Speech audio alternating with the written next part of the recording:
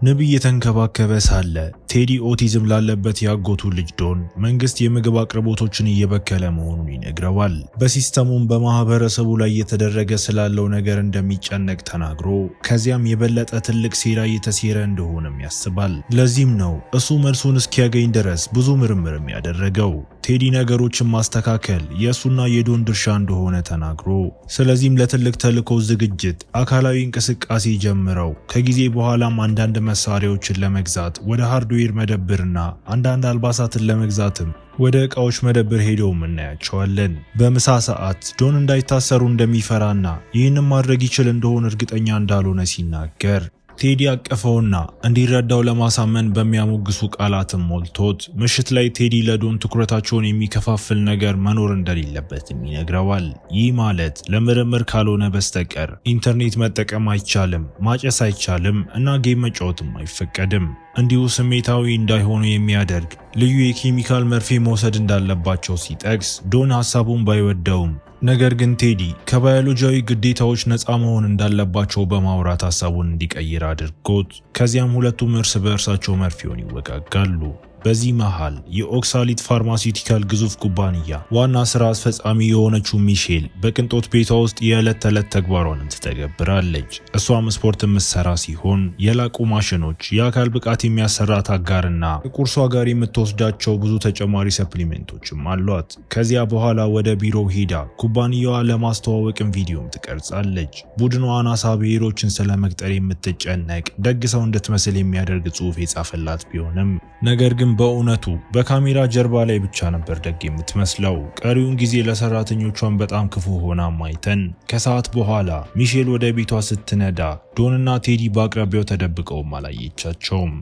እሷ እስክታቆም ድረስ ጠብቀው ሊዘሉባት ሲሞክሩ ሚሼል ግን የወሰደችውን ስልጠና ተጠቅማ ራሷን መከላከል ጀምራ ሁለቱንም አስወግዳ ወደ በሯ ብትሮጥም ነገር ግን ቴዲ በፍጥነት አገግሞ እንደገና በመሞከር ሚሼልም እንደገና መታው። ወደ ጓሮዋ ስትሮጥ ቴዲ ቁጥቋጦ ውስጥም ጥሏት። በዚያ ጊዜ ሚሼል ራሷን ነፃ አውጥታ ስትሮጥ ቴዲ ማደንዘዣ ሊወጋት ስለቻለ በፍጥነት ትወድቃለች። ዘመዶቹ ሚሼልን በራሷ መኪና ውስጥ አስገብተው ሲነዱ ቴዲ ጸጉሯን እንደ ጂፒኤስ ሊጠቀሙበት እንደሚችሉ ስለሚያስብ ዶን ሚሼልን መላጨት እንዲጀምር አድርጎት ወደ ቤታቸው ሲደርሱ አልባሳቶቻቸውን ያቃጥላሉና ሚሼልንም ወደ ምድር ቤትም ይጥሏታል።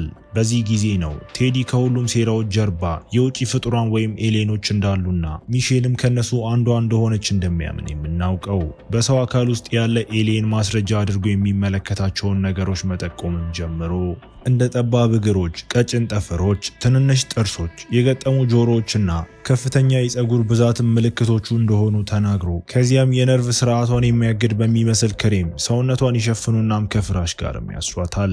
ምሽት ላይ ወንዶቹ ወደ ምድር ቤት ከመመለሳቸው በፊት ሱፋቸውን ለብሰው ሚሼልም ስትነቃ ቴዲ ለሰው ልጅ የሚታገል ቡድን ዋና መስሪያ ቤት እንኳን ደህና መጣሽ ብሏት የአንድሮሜዳ ኤሊየን ብትሆንም በጄኔቫ ስምምነቶች የተዘረዘሩትን የሰብአዊ መብቶች ማክበር እንዳለባትም ያብራራላታል።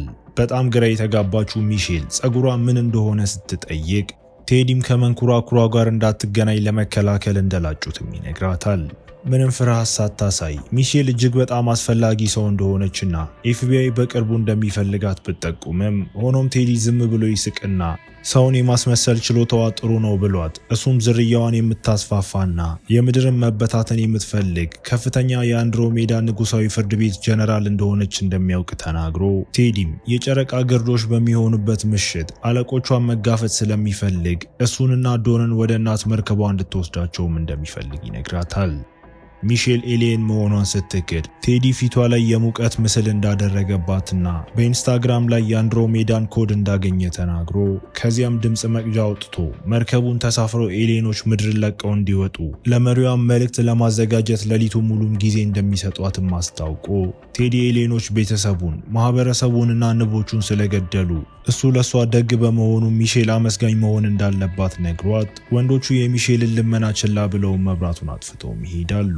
ላይኛው ፎቅ ላይ ወንዶቹ የተሳካውን ምርኮም እያከበሩ ማይተናቸው። ሆኖም በእራት ጊዜ ዶን በሴኩሪቲ ካሜራ ሚሼል ስታለቅስ ስላየ መጥፎ ስሜት ሲሰማው ቴዲ ሚሼልን እንደ ሰው ማየት እንደሌለበትና እሷ እሱን ለማታለል ይህን እያደረገች መሆኑን አስታውሶት ዶን ወደ መኝታ ከሄደ በኋላ ቴዲ ካሜራውን መመልከትም ቀጥሎ በእናቱ ላይ የሆነውን ነገር ያስታውሳል። ምንም እንኳን በባህላዊ መድኃኒት ባታምንም ሳንዲ በአክስላዊት ክሊኒካዊ ሙከራ ላይም ተሳትፋ ነበር። እሷም ኩባንያዎች በሽታዎችን ፈጥረው እዚያም መድኃኒት ለማግኘትም ለመሸጥ እንደሚጠቀሙ ለቴዲ አስተምራው እሷ በሙከራዎቹ ላይ የተሳተፈችው እሱን ለመመገብም ገንዘብ ለማግኘት ብቻ እንደሆነ ስትነግረው አይተን እንዳለመታደል ሆኖ ይህም በኮማ ውስጥ እንድትሆንም አድርጓታል። በማግስቱ ጠዋት ሁለቱ ሚሼል ክሬሙን እንደገና መላ ሰውነቷ ላይ እንድትቀባም አድርገዋት ግርዶሹ ሊከሰት 3 ቀናት ብቻ ሲቀሩት ቴዲ ስለ ኤሌኖች ሴራ ፖድካስቶችን እያዳመጠ በብስክሌትም ወደ ስራም ሲሄድ ሕፃን እያለ ቴዲን ይጠብቅ የነበረው ኦፊሰር ኬሲ ማስቆሞት ኬሲ ሊያየውና ዶን እንዴት እንደሆነ ለማረጋገጥ ብቻ ነው የመጣውት ቢለውም ነገር ግን ቴዲ ጥርጣሬን ለማስወገድ ውይይቱን በፍጥነት አቋርጦ ከዚያም ቴዲ የሚሰራው በአክሳሊት መጋዘን ውስጥ እንደሆነም ይገለጻል። አንድ የሥራ ባልደረባው በምትሰራበት ጊዜ በደረሰባት ቁስል ስታማረር ቴዲም አስከፊውን ስርዓት ለመታገል ሪፖርት እንድታቀርብ ማስታወሷት በምሳ ሰዓት ዜና ሲመለከት ሚሼል እንደጠፋችም ሲዘገብ ነገር ግን ምንም ፍንጭ እንደሌለም ይማራል። በኋላ ቤት ውስጥ ቴዲ ንቦቹን ከተንከባከበ በኋላ ዶንን ስለ ሚሼል ሲጠይቀው እስካሁን ድረስ ምንም አልበላችም፣ አልተጸዳዳችም ብሎትም ስለዚህ ቴዲም ርህራሄን ለማግኘት እየሞከረች እንደሆነ አስቦ ሁለቱ ወንዶች እንደገና ልብሳቸውን ለብሰው ሚሼል የተቀዳችውን መልእክትም ለማዳመጥ ወደ ምድር ቤት ይመለሳሉ። እሷም ኤሊየን እንደሆነችና መርከቧ ለነሱ እንድትመጣ ተናግረ የነበረ ቢሆንም ነገር ግን ቴዲ በጣም አቅልላ ስለተናገረችና የኤሊየን ቋንቋን ስላልተጠቀመችም ይወቅሳታል። ሚሼል እውነተኛ ኤሊየን ስላልሆነች ያንን ማድረግ እንደማትችል ስታስታውሰው ስለዚህ ቴዲን በንዴት መቅጃውን ወለሉ ላይ ወረወረው። ከዚያም ሚሼል ኬሚስት እንደሆነች ግን እየሆነ ያለውን ነገር መረዳት እንድትችል የስነ ልቦና ዲግሪም እንዳላት በመናገር ቴዲ እምነቱን የሚያረጋግጥ የኢንተርኔት ይዘት ብቻ እንደሚመለከትና ይህ እውነታን የማስተዋል ስሜቱን እንዳዛባው ጠቁማ ይህንን ሲሰማም ቴዲ እንዲጮህ አድርጎት ሚሼል በፌስ ስትመልስለት በጣም ስለተናደደ ወንበር ወለሉ ላይ መደብደብ ጀምሮ በሚሼል ራስ ላይ ወርውሮት እሷ ይቅርታ ጠይቃ ከእሷ ጋር እውነተኛ ውይይት እንዲያደርግ በመጠየቅ ገንዘብ ወይም ስልጣን እንደሚፈልግ ብትጠይቀውም ነገር ግን ቴዲ መጮሁን ቀጥሎ ሚሼልም የአእምሮ ህመም አለብህ ስትለው ቴዲን በጥፊ ማጮላት። ከዚያ በኋላም ስለተናደደ ቴዲ በመኪናው ውስጥ ተደብቆ ስለ ኤሊየኖች መናገር የተማረባቸውን ዩቲዩበሮችም ለዶን ነግሮት ነገር ግን እነሱን ለመለየት የሚያስችለውን ዘዴ ያመጣው ራሱ እንደሆነ ማብራርቶለት በድርድሩ ወቅት የውጭ ፍጡራን ሐሳቡን ሲያነሱ የሰው ልጆች ክብር እንዳላቸውና እድል ሊሰጣቸው እንደሚገባም እንደሚመለከቱም ተስፋም ያደርጋል። ዶን በህዋ ላይ ያለው ህይወት ምን እንደሚመስል ሲጠይቀው ነገር ግን ቴዲ ለድርድሩ ጥቂት ሰዓታት ብቻ እንደሚቆዩ ነግሮት ምክንያቱም የተሻሻለ ማህበረሰብ ለመገንባትም መመለስ አለብን ብሎ መካን ከሚያደርገው መርፌ በኋላ እንግዳ ነገር እየተሰማው እንደሆነ ዶን ሲናገር ቴዲም የተለመደ መሆኑንና ሁሉም ነገር ደህና እንደሚሆንም አረጋግጦለት በማግስቱ ጠዋት ሚሼል እገዳዋን ለመስበር መሞከሯን ብትቀጥልም ግን አልቻለችም።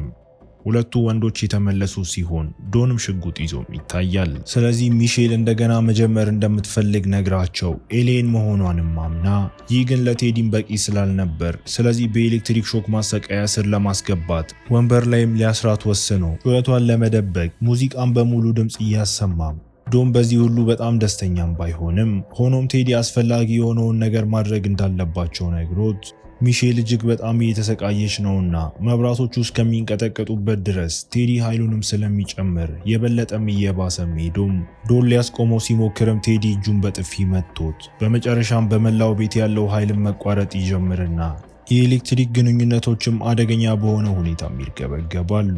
ቴዲ ድንግጥ ሲል ስለዚህ ዶን በመጨረሻ ገብቶ ማሽኑን አጥፍቶት ሚሼልን ሊገላት እንደቀረበ ለቴዲ ይነግረዋል። ሆኖም ቴዲ ተሳስተሃል ብሎ በመከራከር ሚሼል አፍ ላይ ያለውን ደም አጽድቶ ክቡርነቶ ብሎ ሲጠራትም ይቅርታም ይጠይቃታል።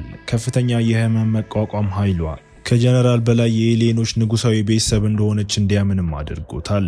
ፊልሙ ወደ ኋላ መልሶን አብዛኞቹን የሙከራ ታካሚዎችን ክፉኛ የጎዳውን ክስተት ሚሼል ልትደብቀው እንደሞከረችም አሳይቶን ሁሉም ሰው ዝም እንዲል ለማድረግ ተጎጂዎቹ እስኪያገግሙ ድረስም የሕክምና ወጪያቸውን ለመክፈልም ተስማምታ በአሁኑ ሰዓትም ከግርዶሹ አንድ ቀን በፊት ቴዲ ወደ ገበያ ሄዶ በኋላ ቤት ውስጥ ሚሼልን ከምድር ቤቱ ከመልቀቁ በፊት በሮችንና መስኮቶችን ሸፍኖም እሷን እንደ ንጉሳዊ ቤተሰብ ማየት ስለሚፈልግ እንድትታጠብ ፈቅዶላት ልብስና ዊግ ሰጥቷት ሚሼል የድሮ ልብሶችን በመጥላትም ዊጉን ተቀብላ እራት ለመብላትም እግሮቿን ወንበር ላይ አስረውት እሷም ውይይት በማስጀመር ቤታቸውንና እንቅስቃሴያቸውንም ታወድሳለች።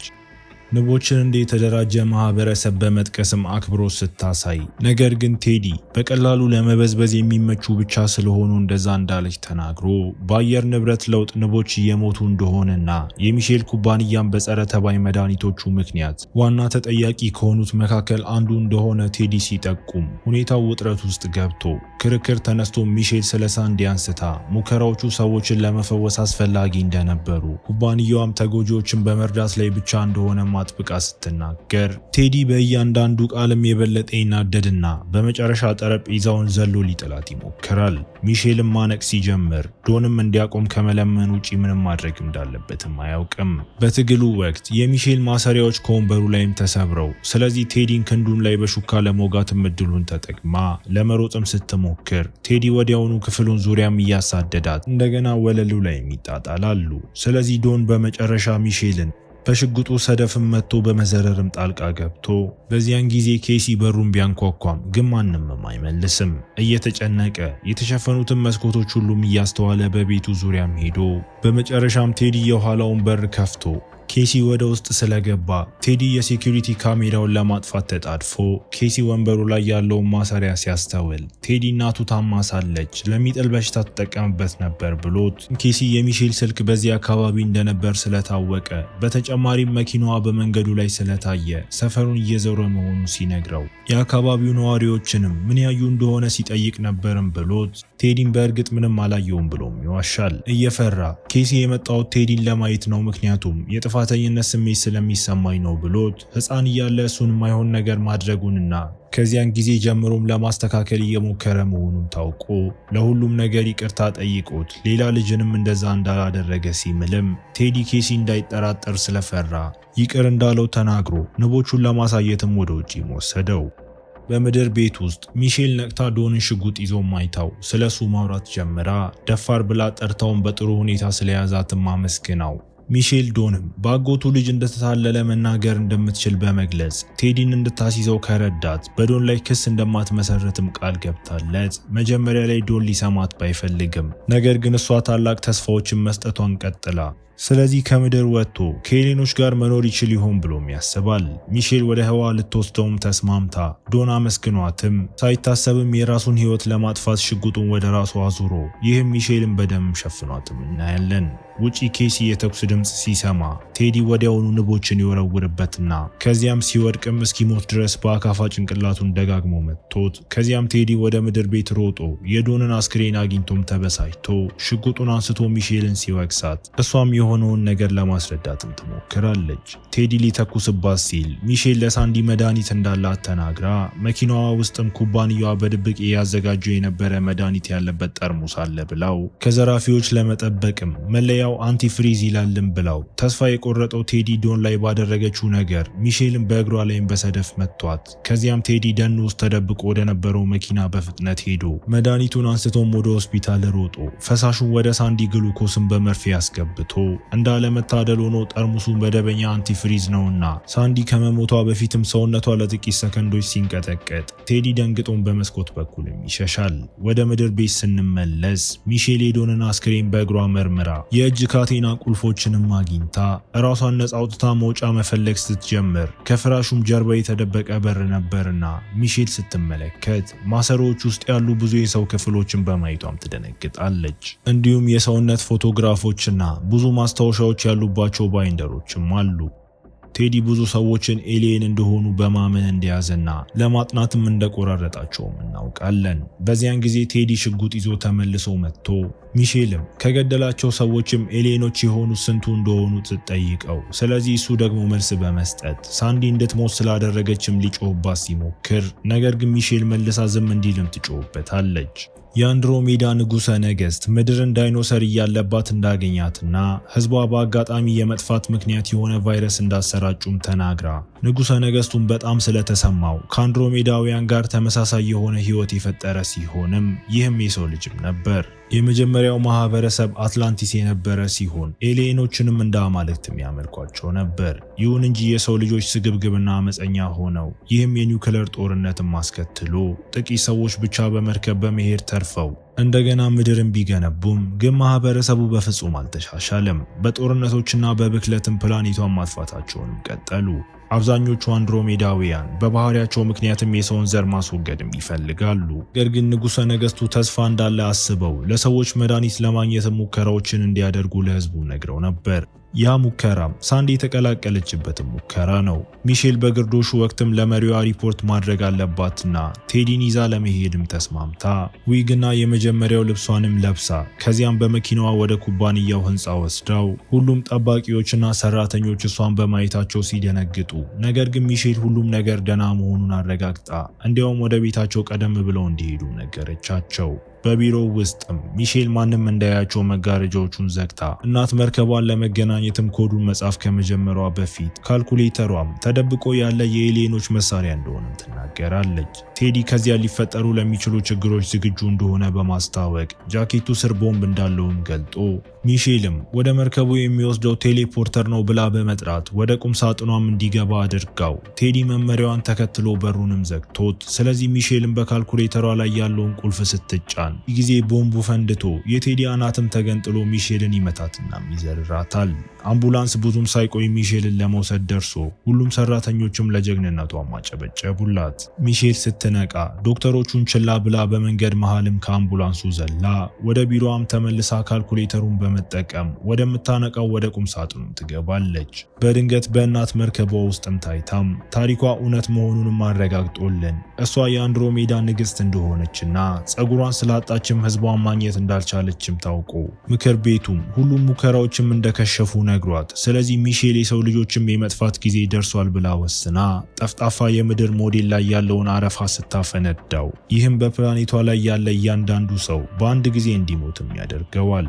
በቴዲ የአትክልት ስፍራ ውስጥ ንቦቹም ወደ ነፃነታቸው ሲበሩም እያሳየን ፊልሙ እዚህ ጋር ይጠናቀቃል። እስከ መጨረሻው አብራችሁኝ ስለነበራችሁ አመሰግናለሁ። በቀጣይ ቪዲዮ እስክንገናኝ መልካም ጊዜ